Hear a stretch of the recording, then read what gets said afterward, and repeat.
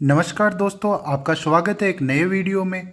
दोस्तों आज हम लेके आए एक नया वीडियो ग्रामीण डाक सेवा, जो कि भारत सरकार के डाक विभाग द्वारा विज्ञप्ति निकाली गई थी। ये विज्ञप्ति 31 जुलाई 2023 को आई थी और डाक सेवक के लिए आवेदन फॉर्म 3 अगस्त 2023 से शुरू हो चुके हैं। दोस्तों ये वीडियो आप लोगों की बेहद डिमांड पे बनाया जा रहा है।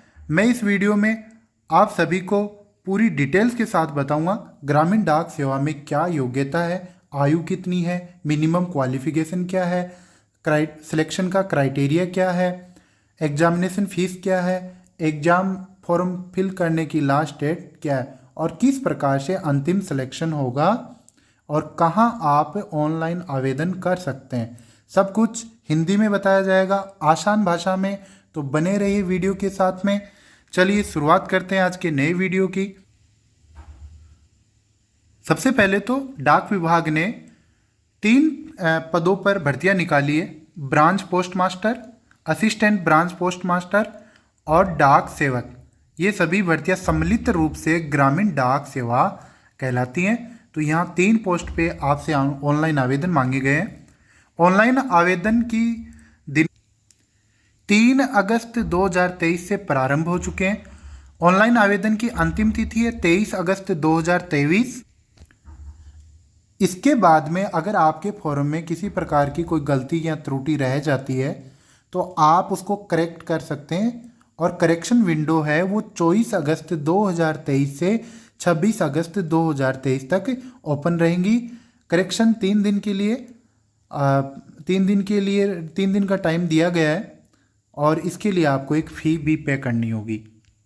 बिना फ़ी के आप करेक्शन नहीं कर पाएंगे। तो दोस्तों मेरी सलाह ये है कि आप जब रजिस्ट्रेशन करो, ऑनलाइन फॉर्म फिल करो, तब अपनी सारी डिटेल्स सही ध्यानपूर्वक फिल करना। अगर आप साइबर कैफ़े या ई मित्रा के थ्रू फॉर्म भरवा रहे हैं तो वहाँ आप उसके नज़दीक या पास में बैठ के फॉर्म भरवाएं ताकि कोई गलती की गुंजाइश ना रहे। अब बात आती है ग्रामीण डाक सेवा में सैलरी कितनी मिलेगी। तो सैलरी दोस्तों बहुत अच्छी सैलरी मिलती है। ब्रांच पोस्ट मैनेजर के लिए 12,000 रुपये से सैलरी स्टार्ट है और 29,380 रुपये तक जाती है। तो 12,000 मिनिमम होगी, प्लस में आपको जो डीए जो महंगाई भत्ता मिलता है 42%, 42% है अभी। डीए जो 42% है, 42% है, वो मिनिमम सैलरी का 42% जोड़ के आपको मिलेगा। तो अच्छी सैलरी है। और असिस्टेंट ब्रांच पोस्ट मैनेजर और डाक सेवक के लिए सैलरी है 10,000 रुपये से शुरू होकर 24,470 रुपये तक जाती है। सैलरी के बाद में हम बात करते हैं branch post master, assistant branch post master और डाक सेवक का कार्य क्या रहता है। तो इनकी जो पोस्ट ऑफिस में ड्यूटी होती है, ब्रांच पोस्ट मास्टर ऐसे ही है जैसे एक बैंक का ब्रांच मैनेजर होता है। तो इसका मुख्य कार्य जो होता है वो ब्रांच का मैनेज करना होता है। और इंडिया पोस्ट पेमेंट बैंक है, उनमें जितने भी जो कार्य होते हैं वो संपादित करने का कार्य होता है। इसके अलावा कस्टमर के लिए जो सेवाएं हैं, कॉमन सर्विस सेंटर, उनको देखना होता है। डाक आ रही हैं, डाक जा रहे हैं, उन सबको देखना होता है। और ब्रांच पोस्ट मास्टर की सहायता के लिए होता है असिस्टेंट ब्रांच पोस्ट मास्टर को पोस्ट ऑफिस में ही रहने की सुविधा प्रदान की जाती है। असिस्टेंट ब्रांच पोस्ट मास्टर का मुख्य कार्य रहता है जो ब्रांच पोस्ट मास्टर है उसकी हेल्प करना। इसके अलावा डाक टिकट है उनको बेचना, स्टेशनरी वगैरह का ध्यान रखना, मेल जो भी डाक आ रही है उनको घर घर तक पहुंचाना, वापस जो मेल डाक आ रही है उनको वापस आगे के जो पोस्ट ऑफिस है वहाँ पहुँचाना होता है। फिर आती है डाक सेवक की पोस्ट। जो भी डाक पोस्ट ऑफिस में आती है उन सभी डाक को घर घर पहुंचाने की जिम्मेदारी डाक सेवक की होती है।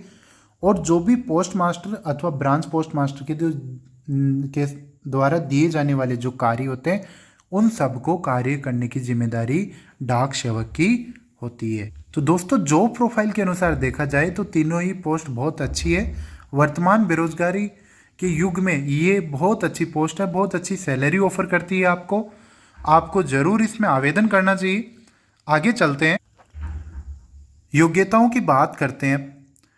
आवेदक की उम्र 18 से 40 वर्ष के बीच में होनी चाहिए, कम से कम 18, अधिकतम 40। और जो आरक्षित वर्ग हैं, रिजर्व कैटेगरी हैं, उनको रेगुलेशन के अकॉर्डिंग, रूल्स के अकॉर्डिंग उनको उम्र में छूट दी जाएगी। SC ST को अधिकतम आयु में 5 वर्ष की छूट दी जाएगी।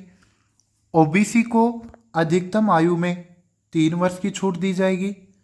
EWS को अधिकतम आयु में कोई छूट नहीं मिलेगी। इसके बाद में जो दिव्यांग लोग हैं उनको 10 साल की छूट है। अगर दिव्यांग है और OBC से है तो उसको 13 साल की छूट मिलेगी। और अगर दिव्यांग है, SC ST से बिलोंग करता है, तो उसको 15 वर्ष की ऊपरी आयु सीमा में छूट दी जाएगी। EWS को आयु में कोई छूट नहीं दी जाएगी, लेकिन EWS को आरक्षण में 10% सीटों पे आरक्षण उनका GDS की पोस्ट में रहेगा। आरक्षित श्रेणी में आवेदन करने वाले सभी उम्मीदवारों के लिए सेंट्रल गवर्नमेंट के अकॉर्डिंग कास्ट सर्टिफिकेट की आवश्यकता रहेगी। अतः आवेदन करने से पहले आप कास्ट सर्टिफिकेट सेंट्रल गवर्नमेंट के अकॉर्डिंग जरूर बनवा लें। अब बात आती है शैक्षणिक योग्यता की। तो GDS के लिए शैक्षणिक योग्यता आपका 10वीं पास होना जरूरी है। 10वीं में आपके गणित और अंग्रेजी विषय अनिवार्य रूप से होने चाहिए। आपने किसी भी राज्य से मान्यता प्राप्त बोर्ड, सेंट्रल गवर्नमेंट के बोर्ड, जो यूनियन टेरिटरीज हैं भारत की, उनके बोर्ड, केंद्र शासित प्रदेश हैं, उनमें मान्यता प्राप्त संस्थाओं से आपके पास 10वीं की मार्कशीट या 10वीं पास होने चाहिए। 10वीं में एक स्थानीय भाषा होनी चाहिए। इसके अलावा आपको कंप्यूटर का ज्ञान होना आवश्यक है। कंप्यूटर का नॉलेज ज़रूरी है। साइकिल चलाने का नॉलेज होना चाहिए, क्योंकि पुराने समय से डाकिया वो साइकिल पे डाक बांटता आ रहा है। तो वर्तमान में भी डाक विभाग यही मानता है कि जो ग्रामीण डाक सेवक होंगे उनको साइकिल चलाना आवश्यक है। और जो भी एरिया है उसका आपको जानकारी होनी चाहिए। अब बात आती है भर्तियों में। इस भर्ती में आरक्षण किस प्रकार से होगा? जैसे रूल एंड रेगुलेशन बने हुए उसी के हिसाब से, सेंट्रल गवर्नमेंट के नॉर्म्स के हिसाब से SC ST OBC EWS PWD इन सभी वर्गों को नियमानुसार आरक्षण का लाभ दे है। अब बात आती है कि आप फॉर्म कैसे ऑनलाइन करें। तो फॉर्म ऑनलाइन होगा। आपको India post GDS online.gov.in website पे जाना है। वहाँ पे सबसे पहले आपको रजिस्ट्रेशन करना होगा। रजिस्ट्रेशन करने के लिए आपके पास एक ईमेल आईडी और मोबाइल नंबर अवश्य हो। सही ईमेल आईडी दर्ज करें, मोबाइल नंबर डालें। सारे जो भी कम्युनिकेशन होंगे भारतीय डाक विभाग द्वारा, वो आपसे SMS और ईमेल के द्वारा ही होंगे। तो सबसे पहले आपको India post GDS online website पर जाके रजिस्ट्रेशन कर लेना है। रजिस्ट्रेशन करने के बाद में आपको फी पे करनी होगी। जो फी है 100 रुपये फीस लगेगी। ये 100 रुपये जितनी भी महिला आवेदक हैं, SC ST के आवेदक हैं, जितने भी दिव्यांग लोग हैं जिन्होंने अपना लिंग परिवर्तन करा रखा है, ट्रांस वुमेन लिंग परिवर्तन करवा के जो महिलाएं बन चुकी है, उन सभी की 100 रुपये फीस नहीं लगेगी। बाकी जनरल और OBC के जो पुरुष कैंडिडेट हैं उनकी एग्ज़ाम फीस लगेगी। साथ ही EWS मेल कैंडिडेट की भी 100 रुपये फीस लगेगी। तो दोस्तों 100 रुपये फीस कुछ भी नहीं है। राज्य सरकार तो बहुत ज़्यादा लेती है, इसलिए आप ये फॉर्म अवश्य भरें। फीस का पेमेंट आप ऑनलाइन कर सकते हैं। जो भी debit card, credit card, UPI वगैरह की जो फैसिलिटीज़ होगी आप वेबसाइट पे देख सकते हैं। वहाँ से आप डायरेक्ट पेमेंट कर सकते हैं। तो आप घर बैठे बैठे भी फॉर्म फिल कर सकते हैं। दस्तावेज जो फॉर्म भरते टाइम आपको अपलोड करने होंगे, उनमें आपका हाल ही का खींचा हुआ एक फ़ोटो होना चाहिए। इसकी जो साइज़ है फ़ोटो की वो 50 KB से ज़्यादा ना हो, और फ़ोटो का वो फॉर्मेट है JPG में होनी चाहिए। आपके हस्ताक्षर 20 KB से ज़्यादा की साइज़ नहीं हो, और इनका फॉर्मेट है वो JPG इमेज होनी चाहिए। अब बात आती है इसकी चयन प्रक्रिया कैसे रहेगी।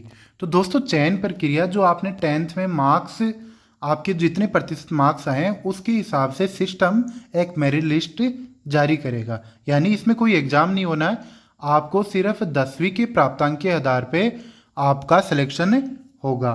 तो इसमें पेपर वाली कोई बात नहीं, सिर्फ आपको फॉर्म अप्लाई करना है और आप स्वतः ही चयन प्रक्रिया में सम्मिलित हो जाएंगे।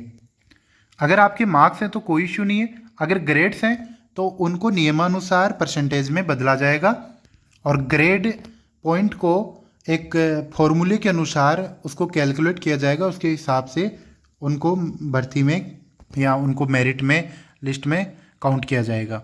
और जिनके 10वीं में, जिन कैंडिडेट्स के 10वीं में ग्रेड्स हैं उनको फॉर्मूले के अनुसार कोई कैलकुलेशन नहीं करनी है, उनको सीधा अपने ग्रेड अथवा जो पॉइंट है वो एंटर करने फॉर्म भरते टाइम। इस चीज़ का अवश्य ध्यान रखें। अगर आपके 10वीं की मार्कशीट में ग्रेड है तो आपको ग्रेड ही बढ़ना है, पॉइंट है तो पॉइंट बढ़ना है, प्रतिशत है तो प्रतिशत बढ़ना है, आपको कैलकुलेशन नहीं करना है। कैलकुलेशन है वो ऑटो होगा, अपने आप सिस्टम कैलकुलेट कर लेगा और उसके अनुसार मेरिट लिस्ट बनाएगा। अगर 2 कैंडिडेट उनके प्राप्तांक समान रूप से हैं, एक जैसे आते हैं, तो उनकी एक वरीयता निर्धारण की जाती है। तो उस वरीयता में सबसे पहले जन्म दिनांक देखी जाती है। जिस भी कैंडिडेट की जन्म दिनांक बड़ी होती है सबसे पहले उसको प्रायोरिटी दी जाती है। उसके बाद में एसटी की ट्रांस वुमन, फिर एसटी की फीमेल, फिर SC trans woman, SC female, फिर OBC trans woman, OBC female. अगर डीओबी भी एक से ज़्यादा कैंडिडेट की समान है और उनके प्राप्तांक भी समान है तो इस क्रम में उनको इस क्रम में उनका सिलेक्शन किया जाएगा। सबसे पहले जिसकी डीओबी बड़ी है उसको सेलेक्ट किया जाएगा। अगर डीओबी समान है तो उसके बाद में सबसे पहले एसटी वर्ग को प्राथमिकता दी जाएगी, उसके बाद में एससी वर्ग को प्राथमिकता दी जाएगी, फिर ओबीसी वर्ग की महिला को प्राथमिकता जाएगी, फिर ईडब्ल्यूएस की जो ट्रांस वुमेन और महिलाएं हैं उनको प्राथमिकता जाएगी। इसी क्रम में सभी वर्गों को प्राथमिकता दी जाएगी। दोस्तों उम्मीद करता हूं नोटिफिकेशन के बारे में दी गई जानकारी आपको पसंद आई होगी। अगर आपका इस बारे में कोई भी सवाल है तो आप कमेंट बॉक्स में कमेंट कर सकते हैं। मैं हर संभव आपके हर सवाल का जवाब कमेंट बॉक्स में आपको मिल जाएगा। और आप इस भर्ती के लिए ज़रूर आवेदन करें। 10वीं पास मिनिमम मान्यता है। अंतिम तिथि 23 अगस्त 2023 है। अंतिम तिथि से पहले आप आवेदन करें, ज़्यादा सही रहेगा। और किसी भी प्रकार की जानकारी के लिए आप मुझे कमेंट कर सकते हैं। थैंक यू दोस्तों। जय हिंद, जय भारत। मिलते हैं नेक्स्ट वीडियो में।